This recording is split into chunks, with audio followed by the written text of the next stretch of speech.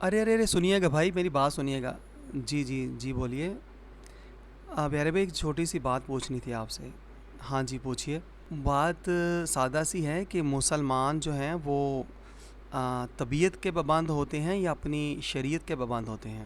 یار یہ کیا بات ہوئی؟ مسلمان ڈیفینیٹلی جو ہوتا ہے وہ شریعت مطہرہ کا پابند ہوتا ہے، اپنی طبیعت کا پابند کیوں ہوگا؟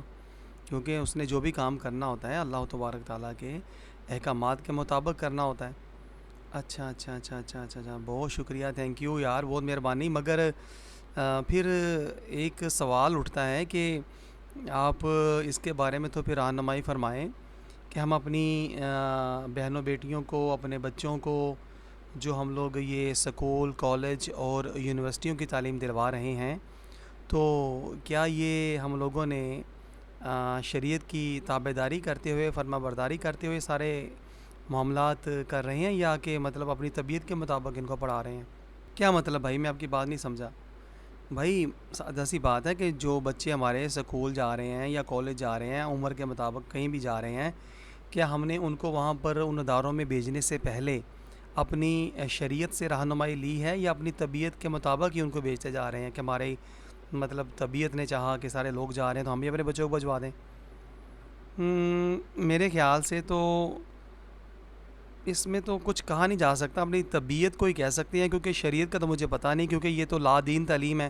اور سیکولر تعلیم کے حصول کے لیے تو شریعت اجازت نہیں دیتی کہ وہ ہماری جو نسل ہے، بچے ہمارے، وہ لا دین تعلیم حاصل کریں. چلیں یہ تو بہت آسان کر دیا آپ نے میرے لیے. تو پھر آپ خود سوچیں کہ اب ہمارے بچے اور بچیاں کیا یہ شریعت مطہرہ کے رنگ میں رنگے جا چکے ہیں، یا کہ مطلب غیر شرعی امور جو ہیں ان کے یہ متحمل بن چکے ہیں؟ یار آپ نے تو بڑی گہری بات کر دی یار، یہ تو واقعی سوچنے والی بات ہے کہ ہمارے بچے تو سر تا پا فرنگی وضع قطع اپنا رہے ہیں، بچیاں ہماری پردے سے آزاد ہو رہی ہیں. واقعی یہ تو صحیح آپ کہہ رہے ہیں.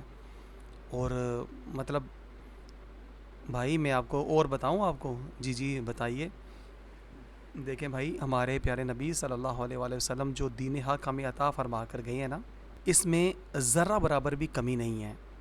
ہاں بے شک، اس میں تو کوئی شک نہیں ہے. مطلب دین ہمارا مکمل ضابطہ حیات ہے. ہاں جی بالکل آپ صحیح کہہ رہے ہیں.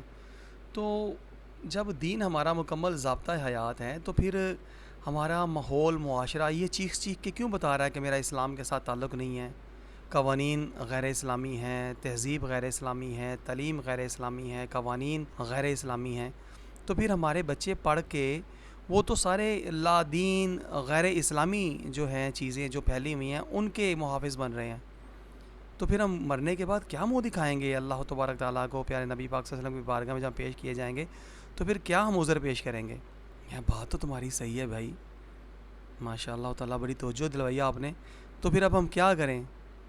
کرنا کیا ہے یار؟ ظاہر سی بات ہے، اگر ہمیں سمجھ میں آتا ہے تو ہم اپنے بچوں کو دین سکھائیں اور ان تعلیمی اداروں سے دور کریں جو ہماری عزتوں کو نیلام کر رہی ہے، بچوں کو مطلب لا دین بنا رہی ہے، آوارہ بنا رہی ہے اور کافروں کے نظاموں کا محافظ بنا رہی ہے. ہمیں ان اداروں سے دور کر لینا چاہیے، کیونکہ تعلیم جو دی جاتی ہے وہ تو سرکاری ہے نا.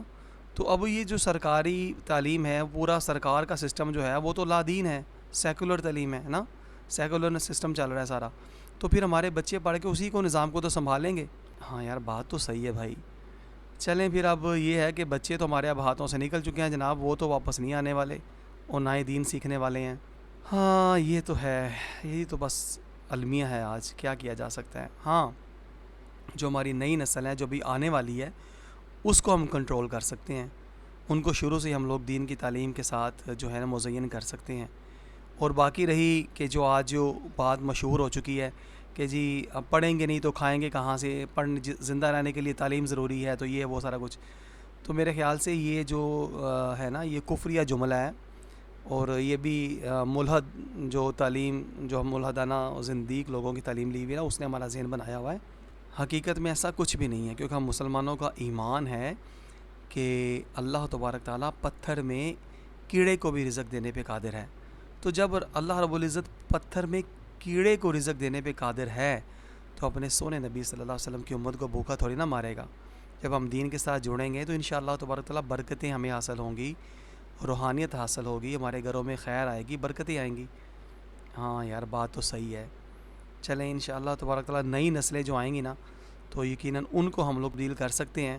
اب موجودہ جو نسلیں ہیں وہ تو بھائی ہمارے ہاتھوں سے نکل چکی ہیں، ہے نا؟ تو اللہ تبارک تعالیٰ ہمیں سمجھنے کی توفیق عطا فرمائے۔ یہ تو بہت بڑا المیہ ہے جس سے ہم لوگ گزر رہے ہیں۔ بہت شکریہ، آپ نے ہماری توجہ دلوائی۔ نہیں ایسی کوئی بات نہیں پیارے بھائی، جزاکم اللہ خیر۔ السلام علیکم۔ وعلیکم السلام ورحمۃ اللہ۔